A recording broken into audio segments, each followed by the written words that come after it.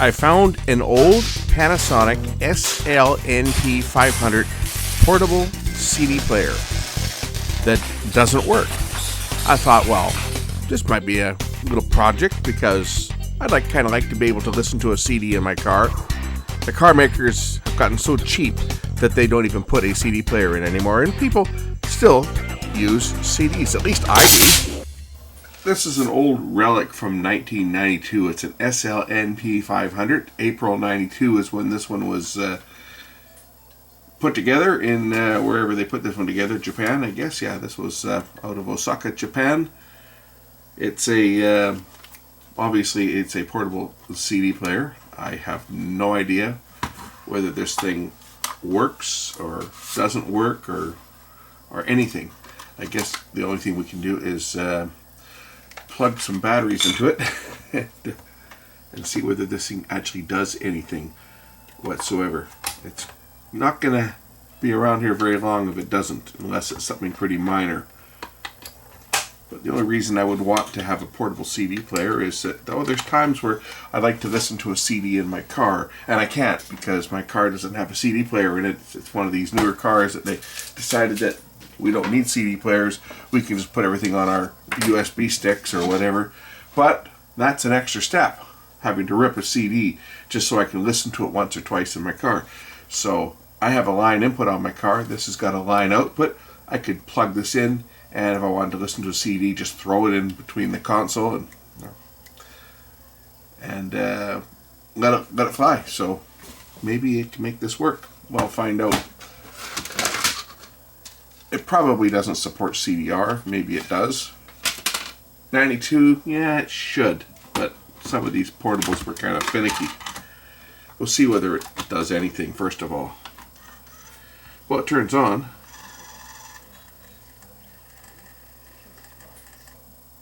And then it turns off. No sound. Nothing happened there. We'll plug into the line output and just see whether anything happened. But it turned on.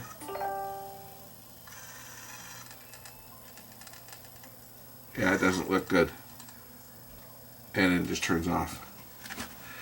I'll try a stamped disc because maybe this has got a problem reading a nice scratched up CDR. Will it read the sound effects disc? I'm going to say no. Doesn't even want to spin. Interesting.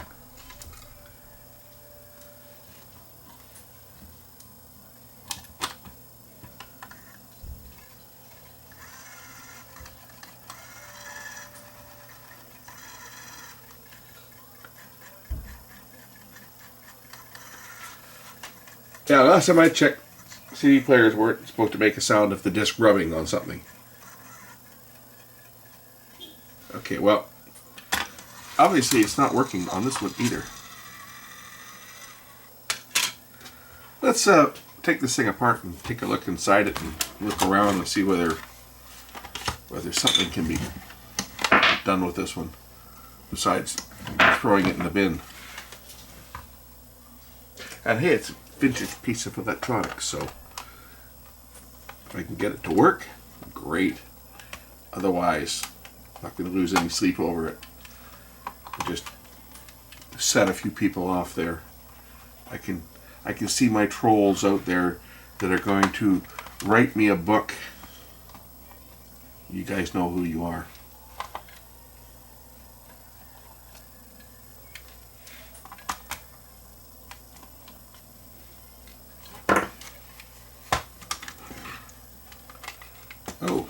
Okay, there we go. All right. So that's the optical traverse. This was replaced as an entire assembly on these units when they failed.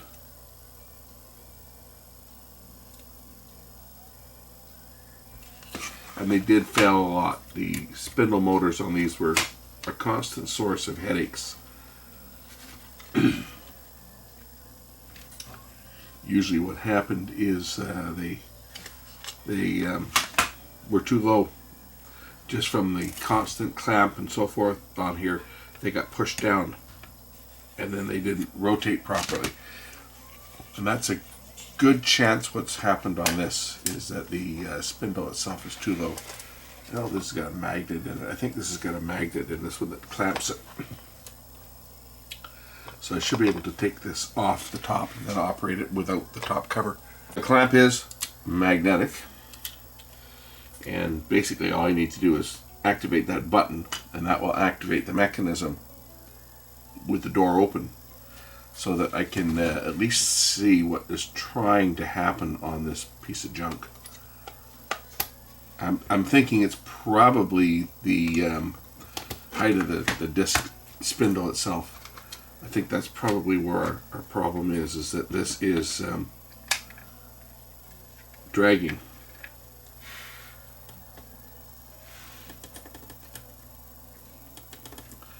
Do I not have power? Oh, yes, I guess it helps if I put the lid on here to hold the batteries in place.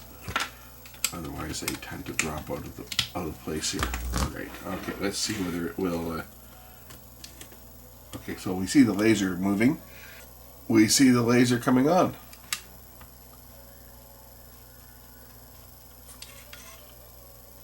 Get your laser surgery going here. Alright, so we know the laser works. I think that this spindle is compressed and it's down too low. So I'm going to try to lift it up a bit. It was evident when I tried to play this disc, and it just kind of doesn't even want to turn. I think it's too low, just from the way it was behaving. So I'm just going to find something to try to lift this up a bit and see first of all if it will move, because if it will move, that means it's probably cracked. And it's what happens is again, it's the same thing that happens on all of these devices. If we look close, we'll probably see that there's a little crack on the center hub here, and that little crack has caused it to drop, I bet. Oh yeah, it's that's what the problem is. So can we see the crack on here? Should be able to see a crack. There should be a crack on this plastic that's allowed it to from the plastic shrinking, which is allowing it to slip. Okay, don't see it there, but that doesn't mean it's not there.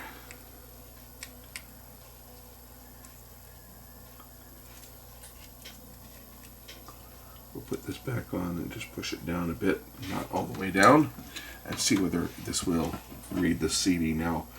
If I can get it to read the CD, then I might be able to glue it in place, and hopefully it will stay there for a while.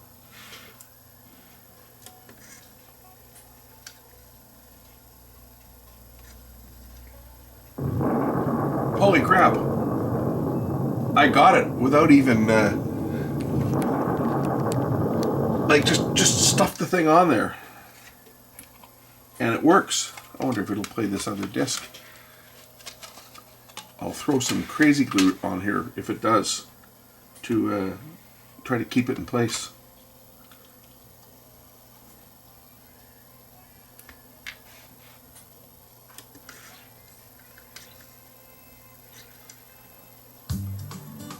Oh, it's going to read this one now. That's good. Excellent. Will it read all the discs? All the tracks? Let's see. Let's go all the way to the end here. There's I think there's 20 tracks on here, so that's 12. 20.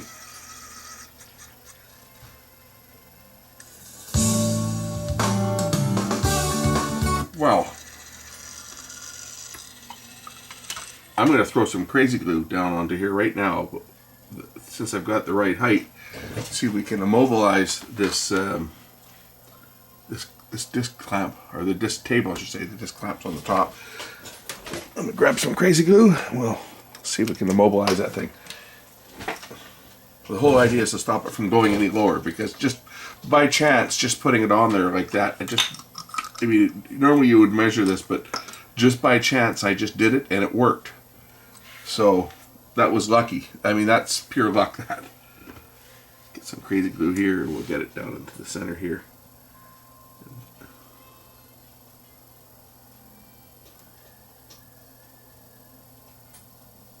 All right, I'm going to let that set up, and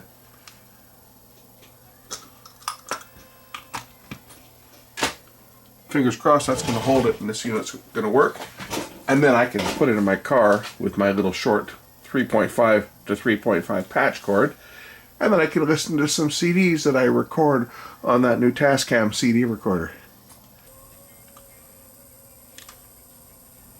So the glue should be dry now. And of course it doesn't feel like it's dry. It feels like it's still tacky, even though it's been sitting like an hour.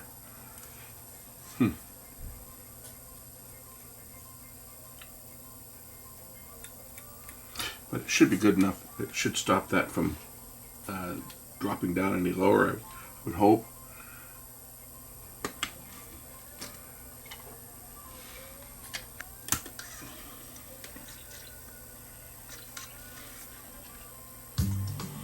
Some of the other buttons on here. See what this thing does. It's got this is from the day when you had to adjust the servo with controls. I'm not going to touch them obviously because, well, I don't think there's an issue with it. It's playing. Let's look at what some of the features on this. It's got memory, recall, repeat, skip, search, stop, power off, and play. So memory, what is this one? That's memory, recall. Play mode, looks like it's just repeat. I wonder if it has a random mode on here. Is there buttons down here for random playback? What's it say on the side here? XBS filter, high filter XBS, and off. So hold button. Play mode, random, resume, normal. Okay, so there's a switch on the side, on the left side here. Whoops. Well, it's not doing anything because it's not lining up with the switch. We'll fix that. There. And we'll see if it works in random. Yep. Track 12. There we go.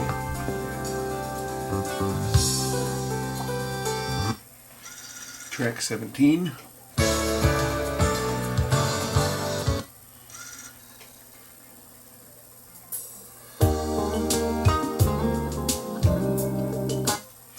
I'm curious as to whether this will play back CDRW, and we will try it with CDRW.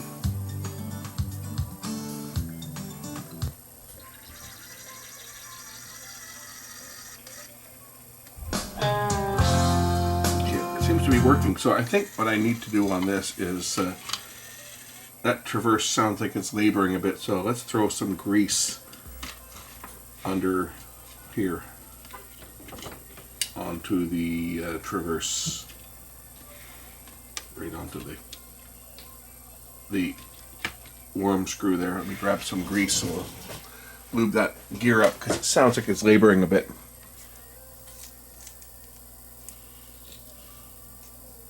I didn't think I'd ever run out of this stuff, but I'm starting to get low on inventory of this Molykote grease.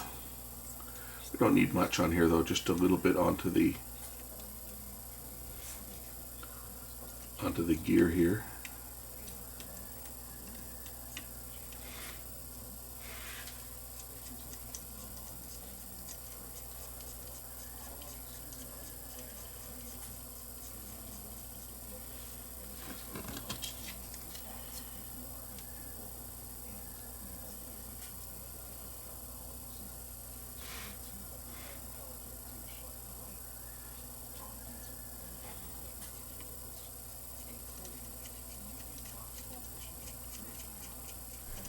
Note that the optical pickup is a solid aluminum block on this unit, whereas everything that came after this was all plastic. This was built back in the day when they were still making them out of metal. Okay, now we'll just flip this back over.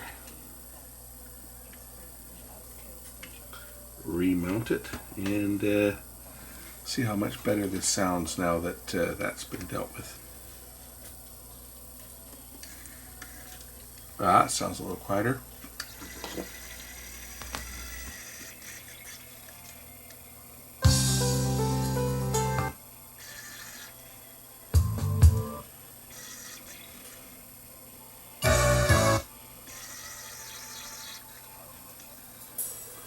It'll work its way in.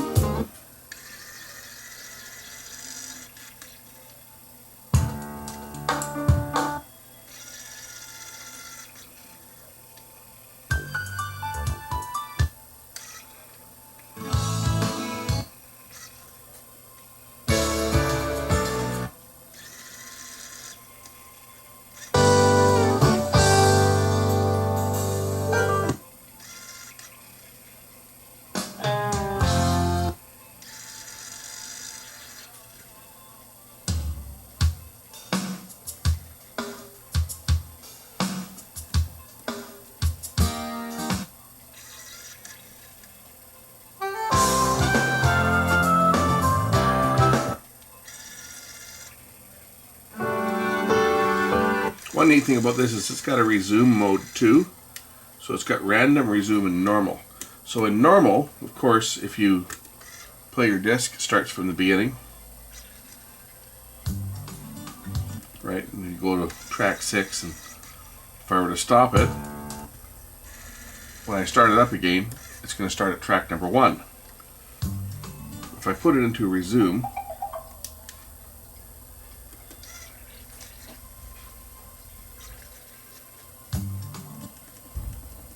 say I'm on track number 8, and I stop it, when I start up again it should resume right where I left off. Starts that track over.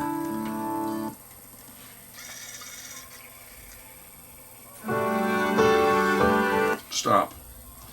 If I hit stop a second time it will probably clear it, but if I just go back into play, what happens if I press it a second time? Now it's turned off. Now it'll start. Where's it going to start now? Track 1. Oh, it's going to go back to track 13. So even with it completely powered off, right? It will remember what track it was playing. And when you start up again,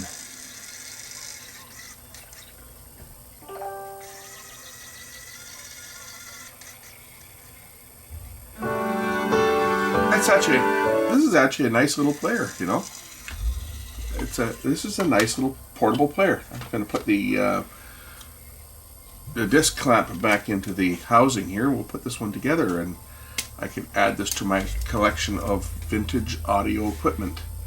This thing just slides in like this.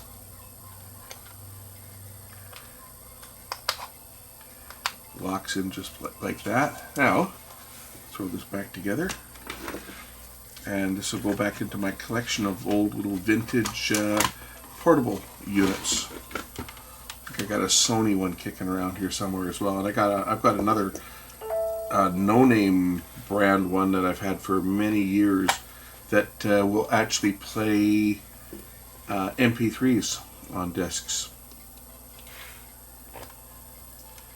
I'm not so concerned about playing MP3s on CDs, although it's nice because you can put a lot of music. You know, you can put over 100 tracks usually on a CD, but it's more for if I get an audio disc and I want to listen to it in my car. That's one thing. One of the things I don't like about my car. My old car is great because it's got both MP3 playback from USB, as well as it has a CD player that you can put MP3 CDs as well as audio CDs on. It's best of both worlds. But my new car, of course, it doesn't. It only has USB. You can play through your phone as well. And trying to grab this CDRW. It's kind of being slippery here. This is CDRW. It has an SD card you can load up with music, which it is. I can put USB sticks in it too with music. I can play from my phone. That's great. I don't play from my phone. I don't sub to streaming music of services of any kind. I have physical media, and occasionally I'll grab a CD that I want to listen to, and it could be one that I haven't bothered to rip. So if I want to listen to it in my car, I have to put it in the computer and rip it. Then take the SD card out, put it in the computer, add the files to it, and then put it back in the car, and then it has to index again before I can use it. Much nicer if I could just, oh, this is MP3, I think. Is it MP3? I think this is an MP3 format. So it's not going to read anything on this. I'm pretty sure this might not work. I may have to grab a different one. I thought I had the audio disc, but looking at this, I think this is MP3. It is. Okay. I want to see if this will support CDRW is what I want to see. Anyway, just from an ease of operation, it's nice to be able to just grab a disc if you want to listen to something in the car, plug the player in, and play it.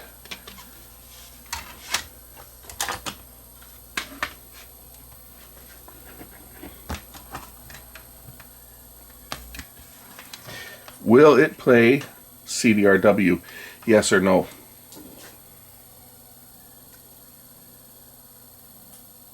And the answer is no, it will not. It plays CDR, but does not support CDRW. Well, I was asking to do too much. Oh well. I'll try another brand of CDR. This is the darker of the dyes, and see how this one plays.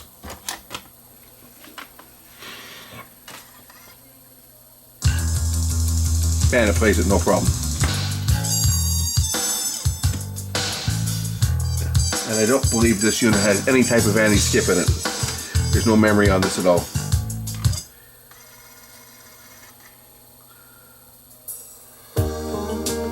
Because it's not a Sony. Sony had the buffer, the memory. This one here, I'm sure if I tap it, it's going to skip, which it does. That's to be expected. But in the car, it shouldn't be a problem. But if you shake it around, yeah, it's not gonna be too happy. I actually had a plate to plug this in the car, and a screw went in the back there to hold it in place. So they had a mounting bracket, so you could mount this in your car and just leave it there. Wonder what the chances of finding that would be. Probably none, but I could probably make one up. Anyway, there it is. SL-NP500 Panasonic portable CD player. Can't call it a Discman because that's Sony's trademark, but you get the idea. Thanks for watching. We've saved another one from the scrap heap. We'll catch you in the next one. Bye.